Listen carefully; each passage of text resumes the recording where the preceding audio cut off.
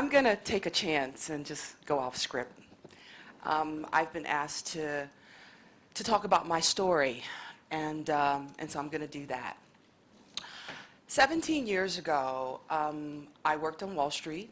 I was an investment banker and an attorney. And at that time, I was involved in the largest mortgage-backed securitization deal on the history of Wall Street. And we sold $5 billion worth of assets to 50 Japanese banks. And I think it's fitting that I've been hailed back here to the Marunouchi district to answer for some of my past deeds, but it's really an honor and a privilege to be here today, and so thank you. But my story really is not about my past deeds, my accomplishments, or, really the titles. All that is great. But my story really is about, how my redefining myself and asking myself this very tough question about who am I really was the question that helped me to not just, be defined, be seen. Most of the time when people would ask me, who am I would start talking about my accomplishments. I would start talking about my titles and my education, or I would tell you, all the highlights of my CV, or I would start selling you something, like mortgage loans. Can you imagine? But that's not who I am today. And if you'll allow me, I'd like to get personal and to tell you quickly a story about how I went from being a Wall Street investment banker to a person who's a social impact investor today. Because my story is really about sustainability and how sustainability drives everything that I do today. And so I'm considered an innovator today. That's how the world defines me. You can call me that. You can say innovator. It's like, woo! Innovator, wow, what does that mean? And so I innovate in the area of access to finance. I was one of the first social impact investors who took money that I'd made doing not so great things and decided that my activity wasn't sustainable. So I quit 17 years ago. And I went to sub-Saharan Africa. I went and I volunteered as a researcher at the Constitutional Court in Johannesburg. And I'm sorry, we all know Mandela. And so I just won't be emotional, but I stayed because he actually asked me to stay. I had the privilege of meeting him. And I began to look at new and innovative ways to invest differently in women in Africa, because I believe that women hold up half the sky. And I believe that trying to address issues of sustainability without investing differently in women globally would be like trying to win the World Cup with half of your team on the bench. It just doesn't make any sense, right? So I don't believe that it's just the right thing to do. I think it's the smart thing to do. So I left and I relocated to South Africa, and I began to invest differently in women, and I won a G20 award for innovation in finance, and really all I did was turn a private equity model on its head. And then I got invited to go to NASA to be with a bunch of innovators there, and I'm not a scientist. I'm not an astronaut. I'm not a physicist. I love science, but I'm not a scientist. But I've had an extraordinary journey because I'm really driven at my core by sustainability. And if you really want to know how I went from being an ordinary person to being an ordinary person who does extraordinary things, it's because I don't define myself as an innovator. I don't define myself as an attorney or a banker or a doctor or a lawyer or even an Indian chief. I ask myself the question all the time, who am I really? And, it matters how the world defines us. It really does. You know, you see me and you already have ideas about who I am and what I am, and you don't even know me. And so it does matter how the world defines us, but how the world seeks to define me and categorize me and put me in a drawer is not nearly as important as how I define myself. And so how I define myself really is an earthling. I love science fiction.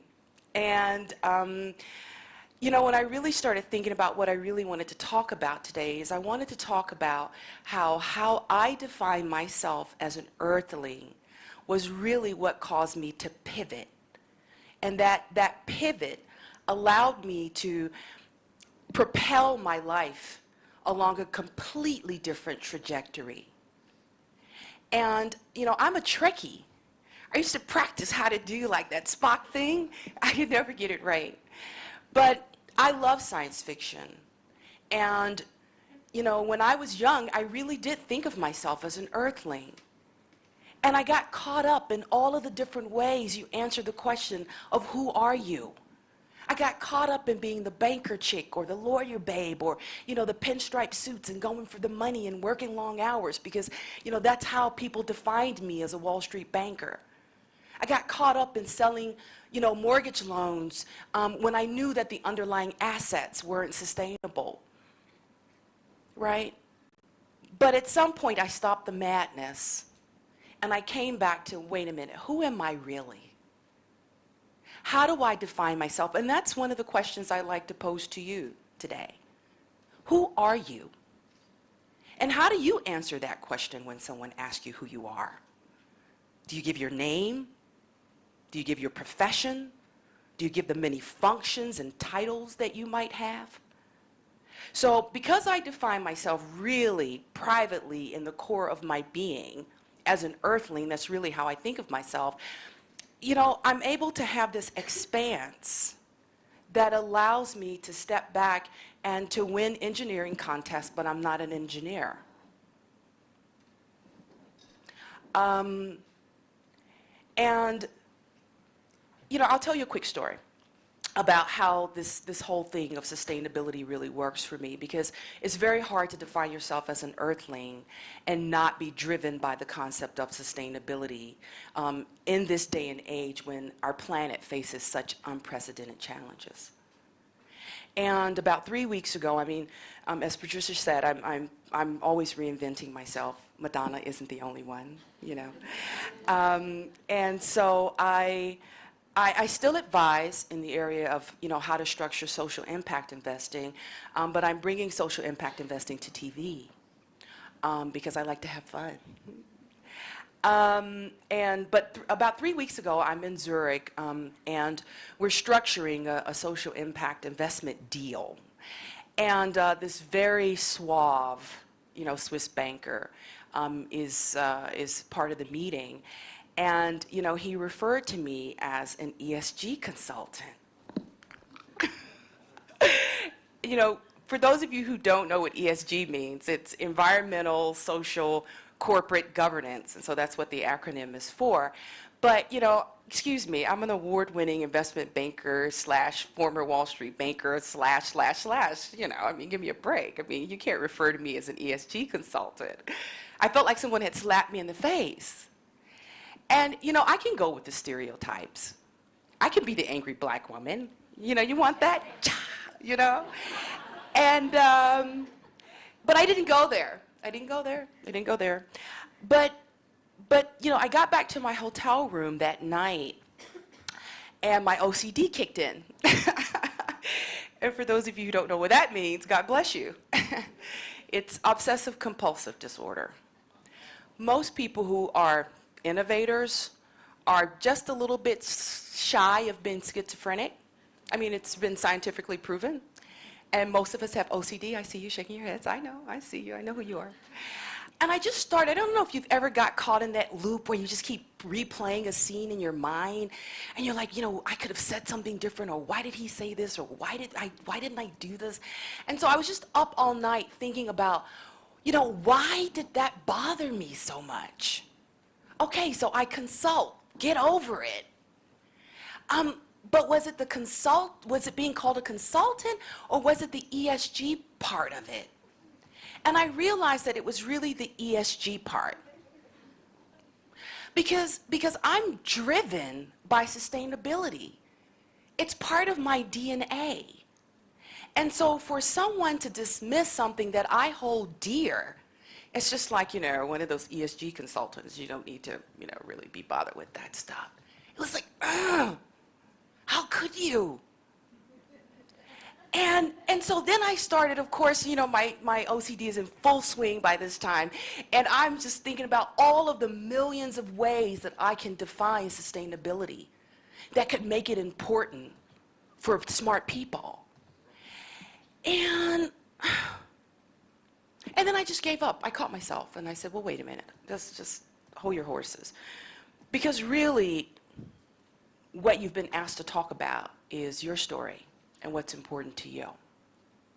So I define sustainability as the act of relating to my society, my environment, my ecology in a manner that maximizes life now and in the future. And notice I didn't just say life, I said maximizes life.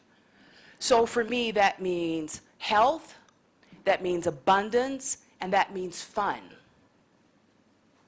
So I'd like for you to just take a minute and ask yourselves, what does sustainability mean to you? And I challenge you to begin to incorporate the idea of fun into sustainability. What does that look like for you as an individual? What does that feel like? What could that look like for a community? What could that feel like or look like for a corporation? I mean, one of the largest poultry manufacturers, for example, in the Americas, we found a way to turn chicken poop into high-grade fertilizer. And the revenues went like this. And the shareholders were happy, and the community was happy, and the CEO was happy, and we were happy, and that was fun, right?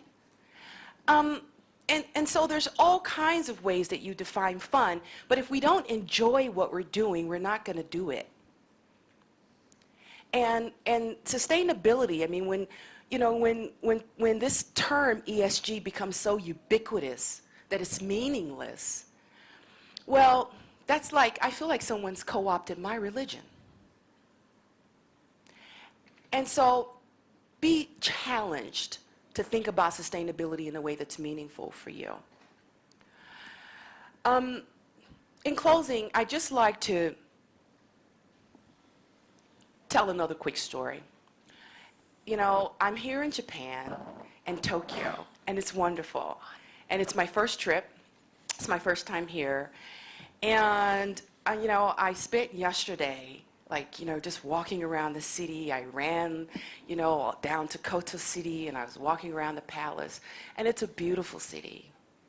And I really, really do like it. I plan to come back and spend more time here. But I'm a really tall black woman. So you can imagine, the looks I get on the streets of Japan. The little kids are like, and so, I was stopped at I was standing outside the Imperial Palace, and there was this really cute little boy, and he had on an MIT t-shirt. He must have been about 3 or 4 years old. I'm sure his pre-application has already been accepted. And, and his mouth is open, and he's like, and the culture here, people are very polite, they won't go up and say strange things to you, but this little boy was very courageous. And he asked me if I was Beyonce.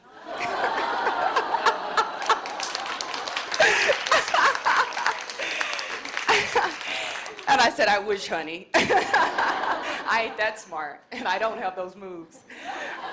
But definitions do matter.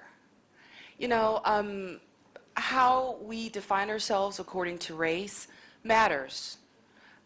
How people see us as Japanese or Americans, it matters.